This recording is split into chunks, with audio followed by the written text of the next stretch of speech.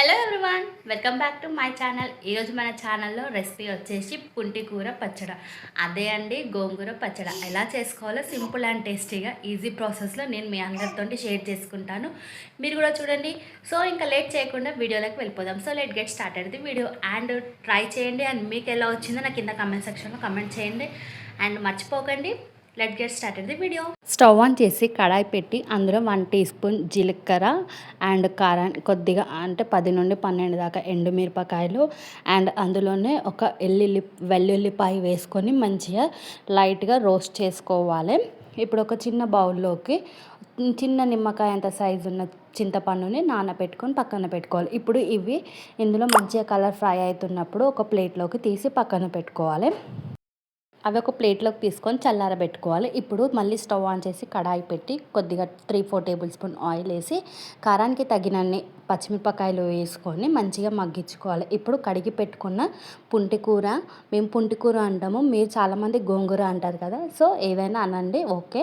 And పుంటికూర కూడా వేసుకొని కలపకుండా మూత పెట్టి ఒక 5-10 నిమిషాలు కుక్ చేసుకోవాలి.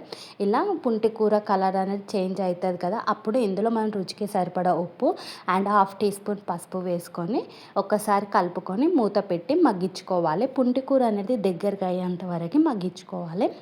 5 నిమిషాల తర్వాత మూత తీసి చూస్తే మనకి ఇలా అనేది పుంటికూర అనేది ఒక 60% కుక్ అయి ఉంటుంది. సో ఇప్పుడు అక్కడ కలుపుతూ మళ్ళీ ఒక్కసారి మంచిగా మూత పెట్టి మగ్గించుకోవాలి. పుంటికూర అనేది మొత్తము మగ్గిపోవాలి. వాటర్ ఉంటాయి కదా, వాటర్ అన్నీ ఎగిరిపోయేటట్లా కుక్ చేసుకోవాలి.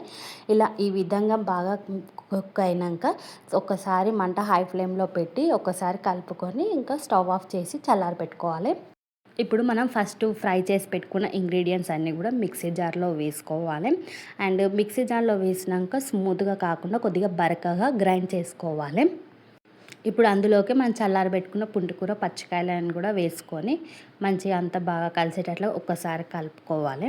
నానబెట్టుకున్న చింతపండుని కూడా వేసుకోవాలి. ఇక చింతపండు అనేది స్కిప్ కూడా చేయొచ్చు, ఎందుకంటే పుంటికూర అనేది కొద్దిగా పుల్లగా ఉంటుంది కదా, సో దాన్ని టేస్ట్ని బట్టి మీరు చింతపండు వేయాలా వద్దా అనేది కూడా డిసైడ్ కండి.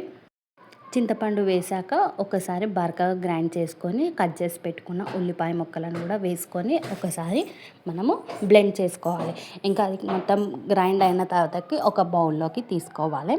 మీరు కావాలంటే ఇలా కూడా తినొచ్చు, చాలా బాగుంటుంది. కాకపోతే కొంతమందికి తాలింపు అనేది ఇష్టం కదా, ఇలా మా ఇంట్లో కూడా ఇలా మా ఆయనకంటే తాలింపు వేస్తే చాలా ఇష్టం. ఇప్పుడు స్టవ్ ఆన్ చేసి కడాయి పెట్టి 2 టేబుల్ స్పూన్ దాకా ఆయిల్ వేసి ఆయిల్ హీట్ అయినాక కొద్దిగా ఆవాలు, జీలకర్ర అండ్ పోపు ఇంగ్రీడియంట్స్ అన్నీ వేసేసుకోవాలి. ఎండుమిర్చి, కలమాకు, శనగపప్పు, మినపప్పు అన్నీ వేసి కొద్దిగా ఫ్రై చేసుకోవాలి. ఎందుకులో కొద్దిగా కలమాకు వేసుకొని తాలింపు అనేది ఈ పచ్చళ్ళలో వేయాలండి. అంతే అండి, ఎంతో సింపుల్ అండ్ టేస్టీ పుంటికూర పచ్చడి.